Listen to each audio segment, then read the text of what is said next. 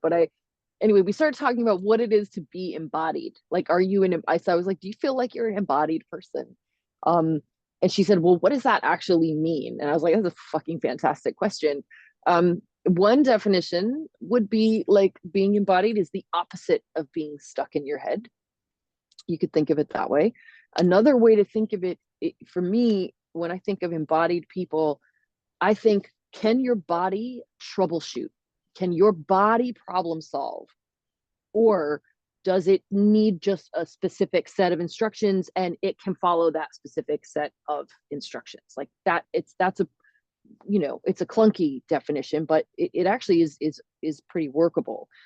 And so I started thinking about knowledge, like being able to release down the center of your awareness, the center of your concentration, your consciousness, sort of whichever one of those words you want to use, being able to drop that down into your body.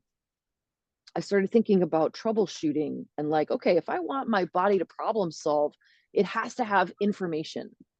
And if I hoard all the information up here, if I don't open the cells of my body, like if you think about your cells have been at least partly, your being has been somewhat saturated by your programming in this life, but there's portions of you that are free that you get every once in a while when you're in some sort of flow state. And it is like dancing. Like you're not thinking bend right elbow, pop chest. Like the song comes on and just the shit starts happening, right? Because you're just like, oh, and so if we can open the cells of the body and let the information of the moment flow here, instead of only trusting it if it is processed through here, because this is not bad, but it has been manipulated by forces that maybe don't always have your best intentions in mind, or maybe they do, but they were just misled good intentions.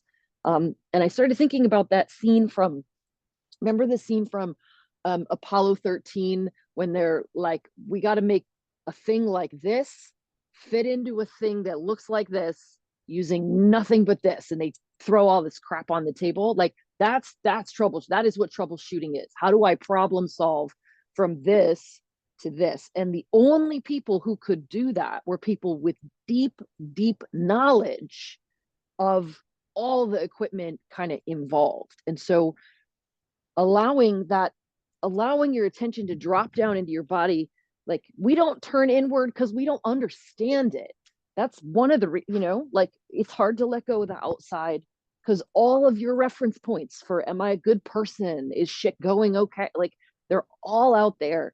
And it's hard to let that go for that reason. And then it's extra hard because we look in here and we're like, there's thoughts in there from 1984 that I don't want to deal with. Like, why would it's terrifying in here. Why would I turn in? But if you can learn that there's the intelligence of the sunrise, the intelligence of evolution, like every miraculous thing that exists on earth is made up of the same building blocks in your body, and trust that this intelligence is every bit as valuable in a different way, and probably a little more unaffected than this intelligence, then we can allow the information into the body and let the body troubleshoot and just become more embodied and settle the energy kind of in and down a little bit. So that's the theme of this sort of past few weeks of practice has just been like distilling the you-ness. How do I stop doing the things that don't feel like me and become deeply the things that do feel like me? How do I distill? And that allows me to kind of tell the truth more in my moments. So grab onto your knees or the dog. The dog is fine. You can also grab onto the dog. Drop the chin, lengthen the back of the neck, push the knees into the hands just enough to get